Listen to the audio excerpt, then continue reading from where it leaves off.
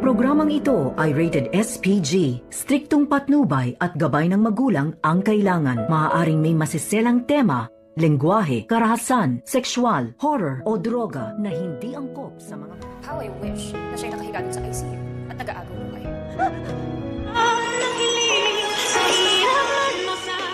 Narito na nga ang ating pagkaabangan ngayong Biyernes sa Abot Kamay na Pangarap.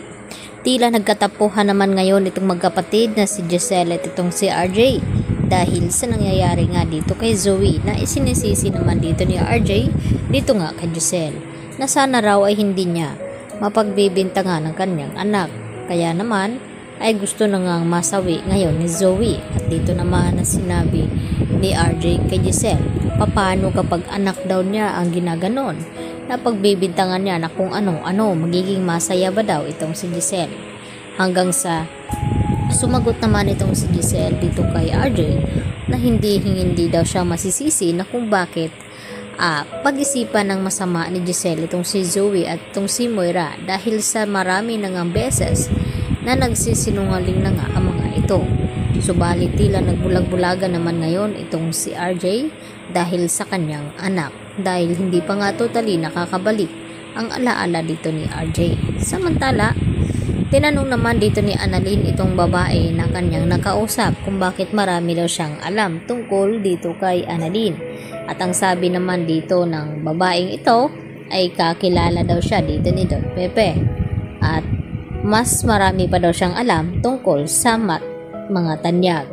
At dito naman na tinanong ni Justin itong si Annalyn na kung nasaan na ba daw ang anak dito ni RJ na si Zoe.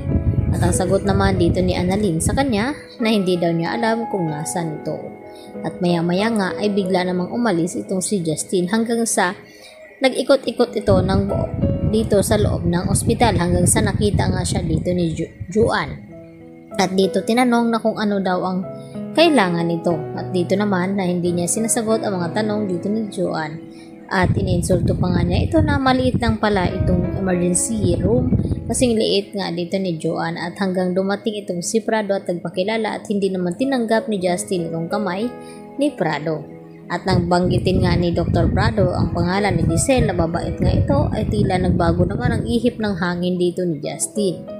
Samantala, kinukumbinsi naman ni Dr. Enriquez itong si Lynette na sana raw ay magpatingin na nga sa psychiatrist dahil baka lalala ang sitwasyon nito. At dito naman na sinabi ni Lynette na kaya daw niya itong kanyang sarili at hindi pa daw siya nababaliw. At dito naman na dumating din itong si Aling Susan at sinamahan nga itong si Lynette. Subalit hindi pa rin mawala dito kay Lynette ang mga kung ano-ano ang kanyang nararamdaman at nakikita at natatakot nga siya sa mga nangyayari dito sa kanya at ayaw naman niya ipaalam dito nga kay Annalyn dahil gusto niya na mag-focus itong si Annalyn dito nga kay Don Pepe.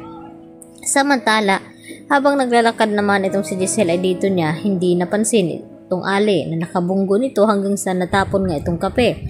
At sakto naman na nakita ito ni Justin at dito naman na sinabi ni Justin na kung mainit daw itong kape ay baka nasa 3rd degree na nga at napaso itong Ali at baka makulong pa itong si Giselle. At hindi naman mawari ni Giselle na kung ano ang sinasabi nga ng babaeng iyon. At dito niya nga tila napaisip.